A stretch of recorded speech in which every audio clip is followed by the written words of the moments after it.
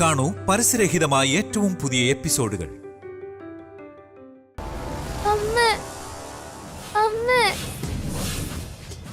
എടാ കൊണ്ടുപോണി, നിനക്ക് കഴിക്കാൻ ഭക്ഷണം കൊണ്ടുവന്നിട്ടുണ്ട്, ഇറങ്ങി വാ.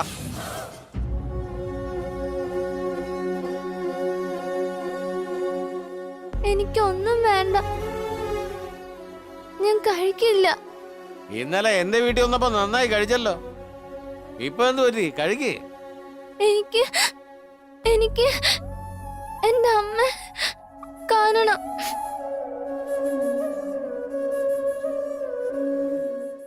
നിന്റെ ആൾക്കാർ പണമായിട്ട് വരുന്നുണ്ട്. അത് കിട്ടിയ ഉടനെ നിന്നെ തിരിച്ചു വിട്ടേക്കാം. നിനക്ക് അപ്പൊ വീട്ടിൽ പോവാം. ഇപ്പൊ ഇത് കഴിക്ക്. അങ്ങനെയാണെങ്കിൽ ഇത് കഴിഞ്ഞ് എന്റെ വീട്ടിൽ പോയിട്ട് എന്റെ അമ്മയുടെ കൈ കൊണ്ട് ഞാൻ കഴിച്ചോളാം. ഇവനിത്തിരി പിടിവാശിക്കാരനാണെന്ന് തോന്നുന്നു. എന്റെ അമ്മ ഇപ്പൊ വിശന്നിരിക്കുന്നുണ്ടായിരിക്കും. ആദ്യം ഞാൻ പോയി എന്റെ അമ്മയ്ക്ക് ആഹാരം കൊടുക്കണം. കണ്ടിട്ട് നല്ല പയ്യനാണെന്ന് തോന്നുന്നു. ഇവനെ ഇവന്റെ അമ്മ കൊഞ്ചിച്ചാ വളർത്തിയെന്ന് തോന്നുന്നു. നല്ല അറിവുള്ള പയ്യനാ. നമുക്ക് അറിവില്ലാത്തോണ്ടാണ് നമ്മളൊക്കെ ഇങ്ങനെ ആയിപ്പോയത്. ഇവനാണെങ്കിൽ ഇവന്റെ അമ്മയോട് നല്ല സ്നേഹമുണ്ട്. പക്ഷെ അവർക്ക് ഇവനോട് സ്നേഹമുണ്ടോ ഇല്ലോ എന്നറിയില്ലല്ലോ.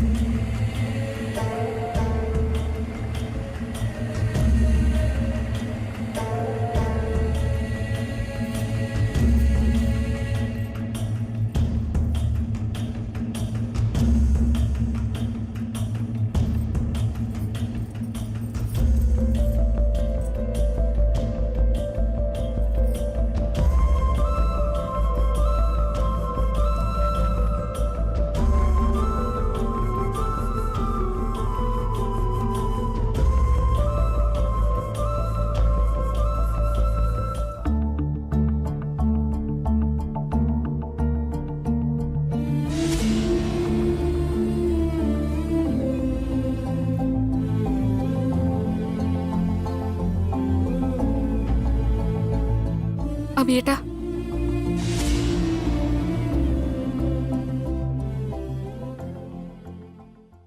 ഇത് വാങ്ങിച്ചോളൂ.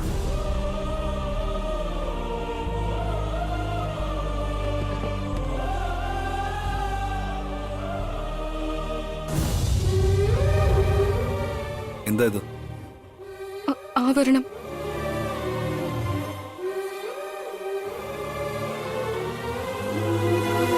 എന്തിന്? ഉണ്ണിയെ ഭദ്രമായിട്ട് തിരിച്ചു കൊണ്ടുവരാൻ. അതിന് പൈസയില് കൊടുക്കേണ്ടത്. ഏട്ടന്റെ പണം വേണ്ട, എന്റെ ആഭരണം കൊടുക്ക്.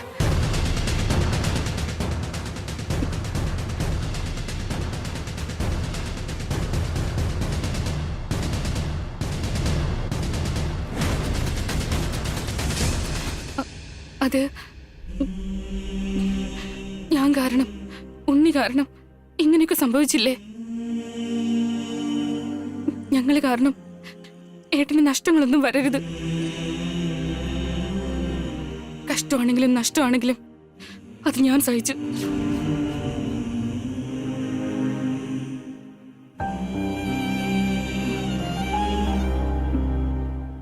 എന്റെ ഈ തീരുമാനം ഏട്ടനെ ഒരിക്കലും അപമാനപ്പെടുത്തണമെന്ന് വിചാരിച്ചിട്ടല്ല. ഞാൻ നിങ്ങൾക്കൊരു ഭാരമാകരുതെന്ന് കരുതിയിട്ടാ.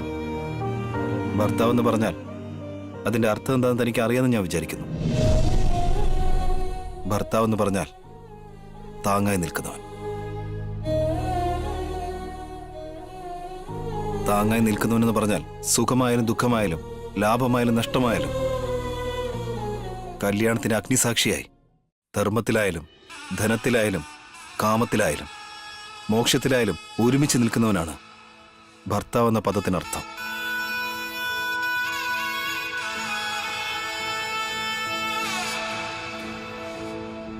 വേദങ്ങൾ പറയുന്നതും ഇത് തന്നെയാണ്. ഏതവസ്ഥയിലും പത്നിയുടെ കൈ വിടില്ല എന്ന് അഗ്നിസാക്ഷിയെ സത്യം ചെയ്തതാണ്.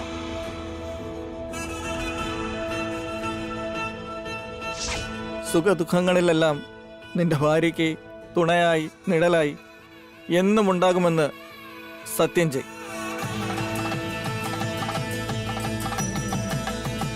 ഞാനിതാ സത്യം ചെയ്യുന്നു.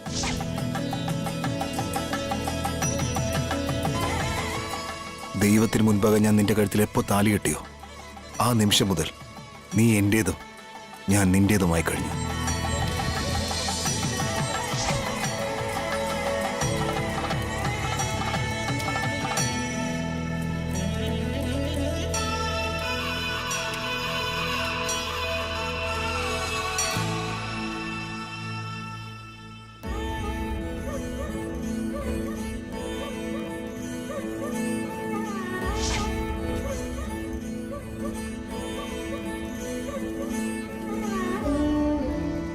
നമ്മളിപ്പോ രണ്ടല്ല ഒന്നാണ്.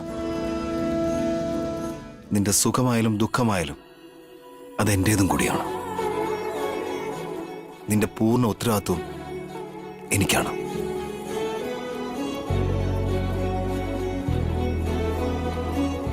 ഞാൻ ഏട്ടന്റെ ഭാര്യയായിരിക്കും, പക്ഷെ ഉണ്ണി എന്റെ മാത്രം മകനാ. നീ എന്റെ ഭാര്യയായിരിക്കുമ്പോ നിന്റെ മകൻ എന്റെ മകനും കൂടിയല്ലേ?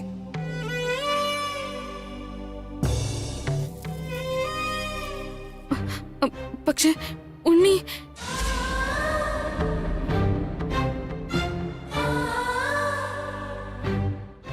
നിന്റെ വിഷമം എനിക്ക് മനസ്സിലാവും.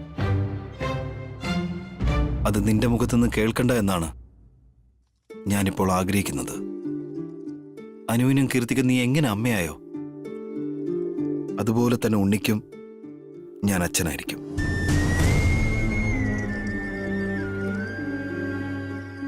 ഉണ്ണിയുടെ അച്ഛൻ വേറെ ആയിരിക്കാം, അനു കീർത്തിയുടെ അമ്മയും വേറെ ആയിരിക്കാം. പക്ഷേ അത് കഴിഞ്ഞ കാലമാണ്. ഇപ്പൊ ആ 3 പേർക്കും നമ്മളാണ് അച്ഛനും അമ്മയും. നമ്മളാണ് അവരുടെ വെളിച്ചം. നമ്മളാണ് ഗാർഡിയൻസ്. ഉണ്ണി ഒരിക്കലും എനിക്കൊരു ഭാരമായിരിക്കില്ല, ഒരിക്കലും. അനുവിന്റെ കീർത്തിയുടെ ഉത്തരവാദിത്തം താൻ എന്നു മുതൽ ഏറ്റെടുത്തു തുടങ്ങിയോ അതുപോലെ നമ്മുടെ ഉണ്ണിയെ സംരക്ഷിക്കേണ്ട മുഴുവൻ ഉത്തരവാദിത്വവും എനിക്കാണ്.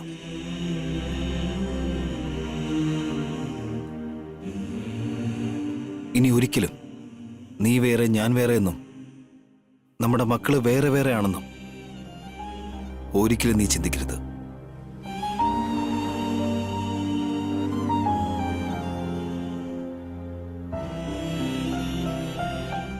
നമ്മളെ സംബന്ധിച്ച് ഉണ്ണി നമ്മുടെ മൂത്ത മകനാണ്. ഉണ്ണിക്ക് ശേഷം നമുക്ക് 2 പെൺകുട്ടികളാണ്, ഉണ്ണിയുടെ സഹോദരിമാർ.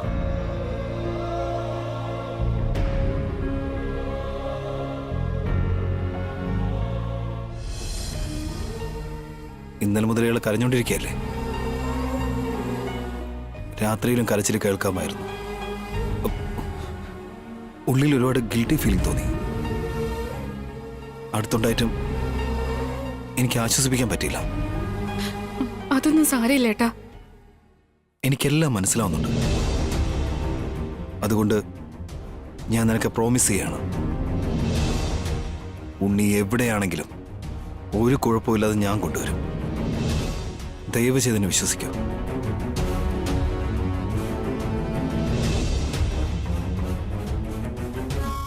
ആ വിശ്വാസം ഉള്ളതുകൊണ്ടാ ഞാൻ കുറച്ചെങ്കിലും ധൈര്യമായിട്ടിരിക്കുന്നെ.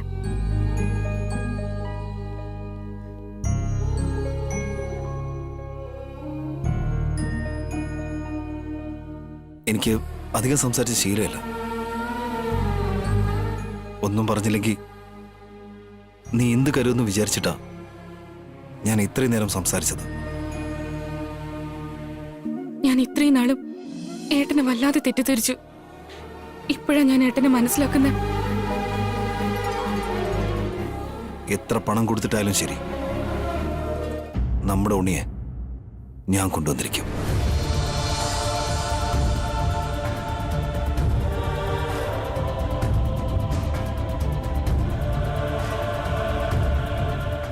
പോയിട്ട് വരാം.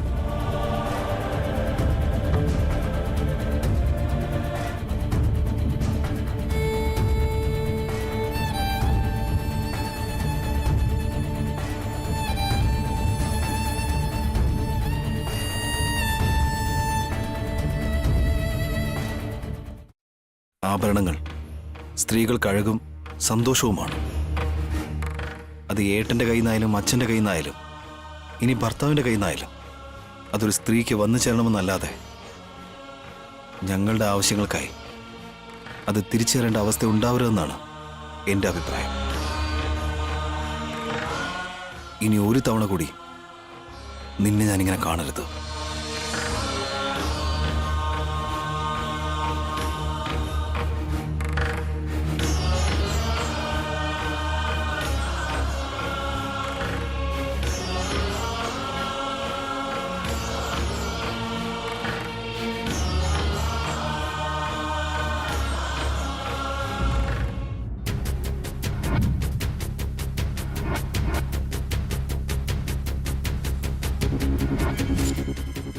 അതെ ഏട്ടാ, എണ്ണിക്കഴിഞ്ഞോ?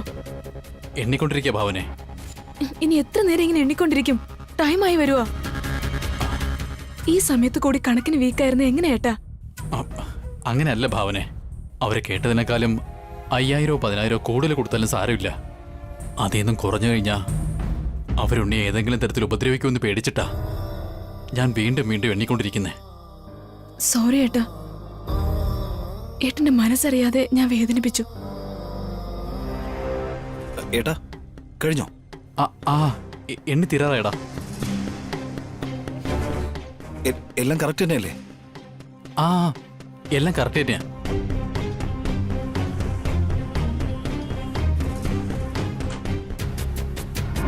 ശരി എന്നാ പോയിട്ട് വരാം.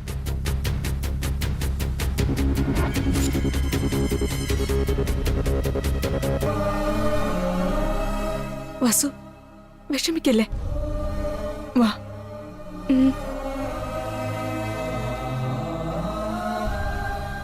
അച്ഛാ, ഞാൻ പോയി ഉണ്ണിയെ കൂട്ടിക്കൊണ്ടുവരാം. ഒരു നിമിഷം അബി.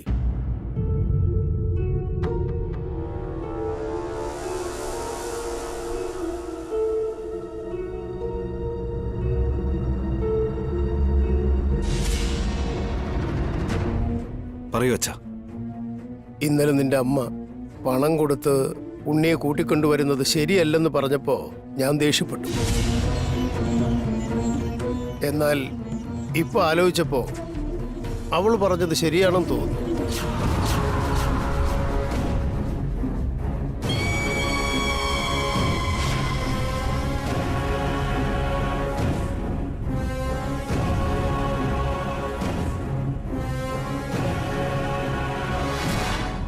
പണം കൊടുക്കാന്ന് സമ്മതിച്ചതിന് ശേഷവും എന്താച്ചാ ഇപ്പൊ ഇങ്ങനെ? ഭാസ്കർ, അച്ഛൻ പറയുന്നതിന് എതിര് സംസാരിക്കേണ്ട ആവശ്യമില്ല. സൊസൈറ്റിയിൽ നിന്ന് നമ്മുടെ ഫാമിലിക്ക് ഒരു വാല്യൂ ഉണ്ട്.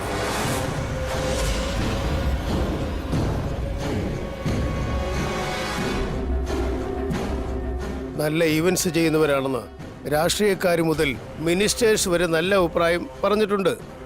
ഇതൊന്നും ഒരു ദിവസം കൊണ്ടുണ്ടായതല്ല. ഞാനായാലും ശരി, നീ ആയാലും ശരി, ഇത്രയും നാളും കഷ്ടപ്പെട്ടുണ്ടാക്കിയത് തന്നെയാ.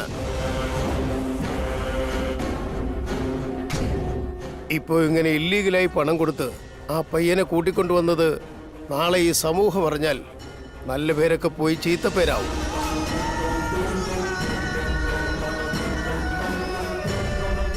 അല്ല, അതുകൊണ്ട് ഉണ്ണി അങ്ങ് ഉപേക്ഷിക്കാൻ പറ്റുമോ അച്ഛാ? മുതിർന്നവർ സംസാരിക്കുമ്പോ ഇടയിൽ കയറി സംസാരിക്കരുതെന്ന് എത്ര പ്രാവശ്യം പറയണം അഖിൽ? ഉണ്ണിയെ അങ്ങനെ അങ്ങ് വിട്ടുകളയണമെന്ന് ഞാൻ പറഞ്ഞില്ല. നിയമപ്രകാരം പോകണമെന്നേ പറഞ്ഞുള്ളൂ. പോലീസിൽ കംപ്ലൈന്റ് ചെയ്യാം.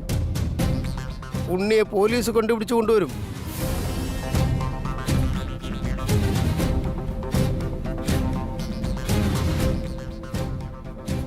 ഞാൻ എന്താണ് പറയുന്നതെന്ന് വെച്ചാൽ, അവനവൻ ചെയ്യേണ്ട ജോലി അവനവൻ തന്നെ ചെയ്യണം.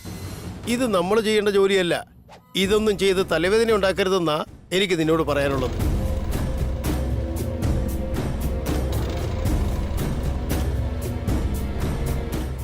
എന്തു പറയുന്ന ബി?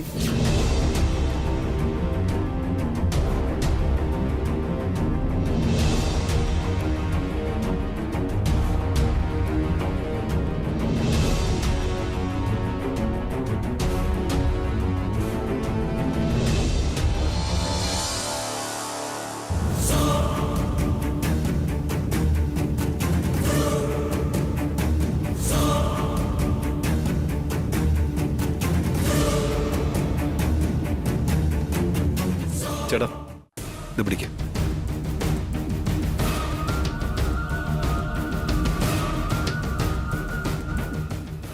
ഏട്ടനെന്താ അച്ഛൻ പറയുന്നത് കേൾക്കാൻ പോവാണോ? അപ്പൊ ഉണ്ണിയുടെ അവസ്ഥ എന്താവും?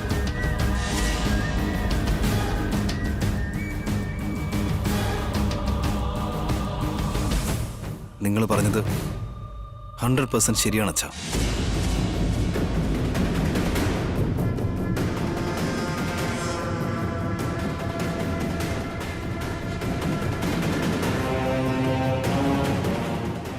നമ്മൾ കഷ്ടപ്പെട്ട് വന്നവരാണ്. ഓരോ പൈസയും ചേർത്ത് വെച്ച് ഈ കാണുന്ന പേരും പെരുമയും ഉണ്ടാക്കി. നമ്മളുടെ ഇന്നത്തെ ഈ അവസ്ഥയിൽ നിയമവിരുദ്ധമായി ഒരു കാര്യവും ചെയ്യാൻ പാടില്ല.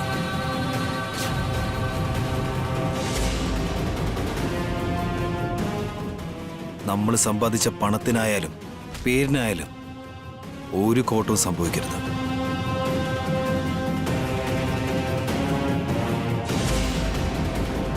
പക്ഷെ അച്ഛാ, ഒരു കുഞ്ഞിന്റെ ജീവൻ ഇതിനേക്കാളൊക്കെ ഒരുപാട് വിലയുള്ളതാണ്.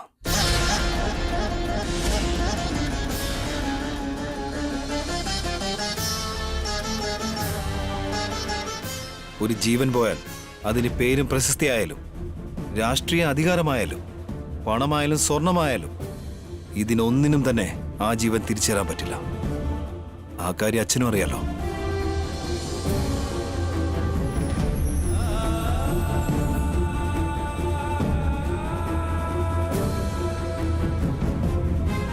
ഇപ്പോ ഉണ്ണിയുടെ ജീവന് ആപത്തൊന്നും ഉണ്ടാവാൻ ഇടയില്ല അഭി. ഒരു കുഞ്ഞ് ഈ ഭൂമിയിൽ ജനിക്കുന്നതിന് 9 മാസം മതിയാവും. അതേപോലെ ഒരു മനുഷ്യന്റെ ജീവൻ ഈ ഭൂമിയിൽ നിന്ന് വിട്ടുപോവാൻ 9 നിമിഷം പോലും വേണ്ടെന്ന് മനസ്സിലാക്കണം.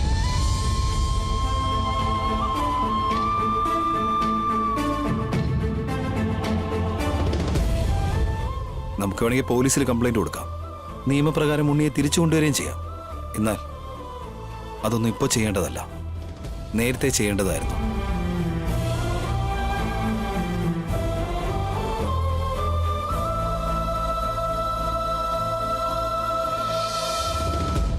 ഇന്നലെ മുതൽ നിങ്ങൾ എല്ലാവരും കാണുന്നതാണ് വസുന്ധര കരഞ്ഞുകൊണ്ടിരിക്കുന്നത്.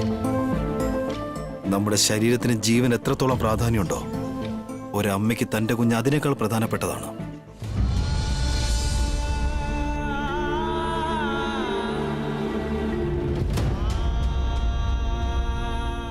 വായുവില്ലാതെ നമുക്ക് ജീവിക്കാൻ പറ്റാത്തതുപോലെ സ്വന്തം കുഞ്ഞില്ലെങ്കിൽ ഒരമ്മയ്ക്കും ജീവിക്കാൻ ബുദ്ധിമുട്ടായിരിക്കും. പേരോ പ്രശസ്തിയോ പണമോ ആഭരണമോ ഇതിലൊന്നും തന്നെ ആ അമ്മയ്ക്ക് തൻ്റെ കുഞ്ഞിന് തുല്യമാവില്ല.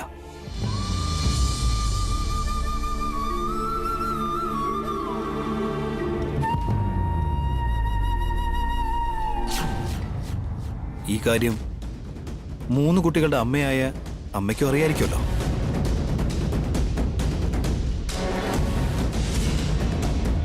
പോലീസിനോട് പറഞ്ഞാൽ ഞൊടിയിട കൊണ്ട് ഉണ്ണിയെ തിരികെ കൊണ്ടുവരാം.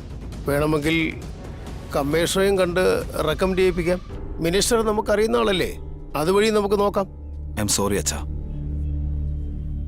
ഉണ്ണി എൻ്റെ മകനാണ്.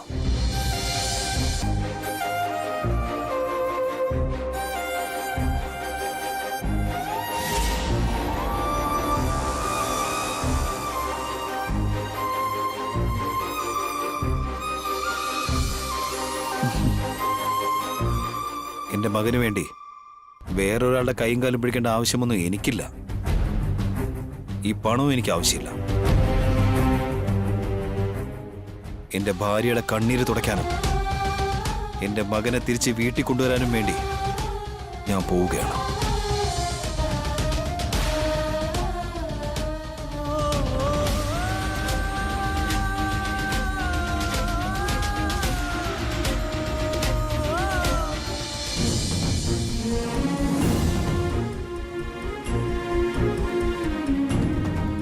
നിൽക്കഭി.